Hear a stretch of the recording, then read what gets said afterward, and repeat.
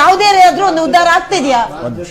ರಾಜ್ಯದ ಮುಖ್ಯಮಂತ್ರಿ 7 ಕೋಟಿ ಜನಪರ ಕೆಲಸ ಮಾಡಬೇಕಾದ ಮುಖ್ಯಮಂತ್ರಿ ಇವತ್ತು ಒಂದು ಬಲೆಯಲ್ಲಿ ಸಿಕ್ಕಾಕೊಂಡಿದ್ದಾರೆ. ಸಿಎಂ ಕುರ್ಚಿ ಬದಲಾವಣೆ ಬಲೆಯಲ್ಲಿ ಸಿಕ್ಕಾಕೊಂಡು ಪರಿಪೂರ್ಣ ಸರ್ಕಾರನೂ ಮಾಡೋಕ್ಕಾಗ್ತಾ ಇಲ್ಲ, ರಾಜ್ಯದ ಅಭಿವೃದ್ಧಿನೂ ಮಾಡೋಕ್ಕಾಗ್ತಾ ಇಲ್ಲ. ಹಂಗಂತ ಅಧಿಕಾರಿಗಳು, ಆಡಳಿತ ಅಧಿಕಾರಿ ವರ್ಗಗಳು ಇವತ್ತು ನಿಂತ ಯಂತ್ರ ಆಗೋಗಿದೆ. ಇವತ್ತು ಅಧಿಕಾರಿಗಳ ಮನಸ್ಥಿತಿ ಯಾವ ರೀತಿ ಬಂದು ನಿಂತಿದೆ ಅಂದ್ರೆ, ಸಿಎಂ ನಾಳೆ ಬೆಳಗ್ಗೆ ಚೇಂಜ್ ಆಗ್ತಾರಾ, 5ನೇ ತಾರೀಕು ಚೇಂಜ್ ಆಗ್ತಾರಾ, ಮೇ 10ನೇ ತಾರೀಕು ಚೇಂಜ್ ಆಗ್ತಾರಾ ಅನ್ನೋ ಒಂದು ವರ್ಗ ಕಾದ್ ನಿಂತಿದೆ. ಇನ್ನೊಂದು ವರ್ಗ ಯಾವಾಗ ಈ ಸಿಎಂ ಇಳಿತಾರೆ ಅನ್ನೋ ಕಾಯ್ತಾರೆ ಅಂತ ಒಂದು ವರ್ಗ ಇದೆ.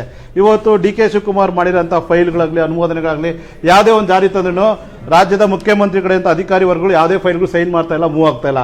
ಅದೇ ರಾಜ್ಯದ ಮುಖ್ಯಮಂತ್ರಿಗಳು ಸಿದ್ದರಾಮಯ್ಯ ಮಾಡಿರೋ ಸೈನ್ಗಳನ್ನ ರಾಜ್ಯದ ಉಪಮುಖ್ಯಮಂತ್ರಿಗಳು ಇರೋಂಥ ಅಧಿಕಾರಿಗಳು ಸೈನ್ ಮಾಡ್ತಾ ಇಲ್ಲ. ನಿರಂತರ ಅಧಿಕಾರಿಗಳು ಭ್ರಷ್ಟಾಚಾರದ ತೊಡಗಿದ್ದಾರೆ. ಇವತ್ತು ಗಾತ್ರದ ಬಜೆಟ್ ಮಂಡನೆ ಮಾಡಿದ್ವಿ ಅಂತ ರಾಜ್ಯ ಸರ್ಕಾರದಲ್ಲಿ ಹೆಗ್ಗಳಿಕೆ ಅಂತ ಹೇಳ್ಕೊಂಡು 16ನೇ 17ನೇ ಬಜೆಟ್ ಮಂಡನೆ ಮಾಡಿದ್ವಿ, 4.5 ಲಕ್ಷ ಕೋಟಿ ಬಜೆಟ್ ಮಂಡನೆ ಮಾಡಿದ್ವಿ ಅಂತ ಹೇಳ್ಕೊಳ್ಳೋಂಥ ಸರ್ಕಾರ ಇವತ್ತು ಕಬ್ಬು ಬೆಳೆಗೆ 1,554 ಕೋಟಿ ಬಾಕಿ ಇಟ್ಕೊಂಡಿದೆ. ಗುತ್ತಿಗೆದಾರರಿಗೆ 37,000 ಕೋಟಿ ಬಾಕಿ ಇಟ್ಕೊಂಡಿದೆ. ಎಸ್ಕಾಂಗೆ 12,500 ಕೋಟಿ ಬಾಕಿ ಇಟ್ಕೊಂಡಿದೆ. ಗೃಹಲಕ್ಷ್ಮಿ 5,000 ಕೋಟಿ ಸದನದಲ್ಲಿ ಹೇಳಿರೋದು ಇದುವರೆಗೂ ಅದರ ಅಂಕಿಅಂಶ ನಮಗೆ ಸಿಗ್ತಾ ಇಲ್ಲ. ಅದೇ ರೀತಿ ಸಾರಿಗೆ ಇಲಾಖೆಯಲ್ಲಿ 4,250 ಕೋಟಿಗಳು ಬಾಕಿ ಇಟ್ಕೊಂಡಿದೆ. ಅನ್ನಭಾಗ್ಯ ಯೋಜನೆಯಲ್ಲಿ 600 ಕೋಟಿ ಬಾಕಿ ಇಟ್ಕೊಂಡಿದೆ. ಅದೇ ರೀತಿ ಸಿಟಿ ಸ್ಕ್ಯಾನಿಂಗ್, ಈ ಜನ ಆರೋಗ್ಯಕ್ಕೋಸ್ಕರ ಸಿಟಿ ಸ್ಕ್ಯಾನಿಂಗ್ ಮಾಡಿರುವಂಥದ್ದು ಪ್ರೈವೇಟ್ ಅಲ್ಲಿ 143 ಕೋಟಿ ಬಾಕಿ ಇಟ್ಕೊಂಡಿದೆ. ಅದೇ ರೀತಿ ಭಿಕ್ಷುಕರ ಕಲ್ಯಾಣದ ನಿಗಮದಲ್ಲಿ ಇವತ್ತು 23 ಕೋಟಿ ಬಾಕಿ ಇಟ್ಕೊಂಡಿದೆ.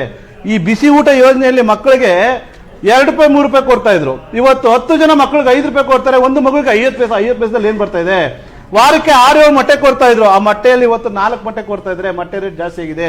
ದಿನನಿತ್ಯ ಬೆಳೆಸುವಂತ ಅಗತ್ಯ ವಸ್ತುಗಳನ್ನೆಲ್ಲ ಬೆಲೆ ಏರಿಕೆ ಮಾಡಿ ರಾಜ್ಯದ ಜನನ ಬೆಂಕಿಯಲ್ಲಿಟ್ಟು ಇವತ್ತು ರಾಜ್ಯದ ಮುಖ್ಯಮಂತ್ರಿ ಕುರ್ಚಿಗೋಸ್ಕರ ಗುಳ್ಳೆ ಹೋಗ್ತಾ ಇದ್ದಾರೆ. ಇವತ್ತು DCM CM ಒಂದ್ಸತಿ ಗುಳ್ಳೆ ಹೋದ್ರೆ ಒಂದ್ ಕಡೆ ಹೊಸ ಶಾಸಕರು MLAಗಳಿದಾರಲ್ಲ ಅವರು ದಂಡಯಾತ್ರೆ ಮಾಡ್ತಾ ಇದ್ದಾರೆ.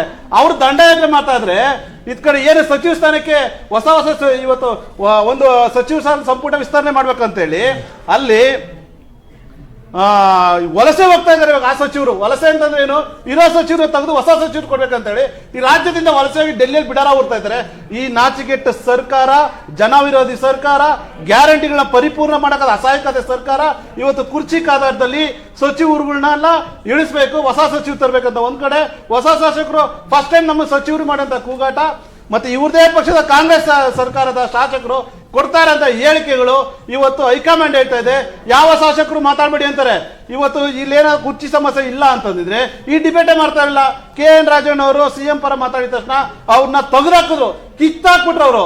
ಆಮೇಲೆ ಏನಾದ್ರು ಇಕ್ಬಾಲ್ ಹುಸೇನ್ ಮಾತಾಡಿದ್ರೆ ನೋಟಿಸ್ ಕೊಡ್ತಾರೆ, ಯತೀಂದ್ರ ಮಾತಾಡಿದ್ರೆ ನೋಟಿಸ್ ಕೊಡಲ್ಲ. ಇಲ್ಲಿ ಉಪಮುಖ್ಯಮಂತ್ರಿ ಹೋಗಿ ರಾಹುಲ್ ಗಾಂಧಿ ಮನೆ ಬಾಗಿಲು ಕಾಯ್ತಾರೆ, ನನ್ನ CM ಮಾಡಿ ಅಂತಾರೆ. ಇಲ್ಲಿರಂತ ಮುಖ್ಯಮಂತ್ರಿ ಹೇಳ್ತಾರೆ ಕ್ಯಾಬಿನೆಟ್ ಮಾಡ್ಕೊಂಡು ಇಲ್ಲಿ ಹೊಲ ಮೀಸಲು ಜಾರಿಗೆ ಮಾಡ್ತಾರೆ. ಇಲ್ಲಿನ CM ಏನ್ ಹೇಳ್ತಾರೆ, ನಾನೇ 5 ವರ್ಷ CM ಅಂತಾರೆ. ಅದ್ರ ಸಪೋರ್ಟ್ ಯತೀಂದ್ರ ಅವ್ರು ಹೇಳ್ತಾರೆ ನಮ್ಮ ಅಪ್ಪನೇ 5 ವರ್ಷ CM ಅಂತಾರೆ.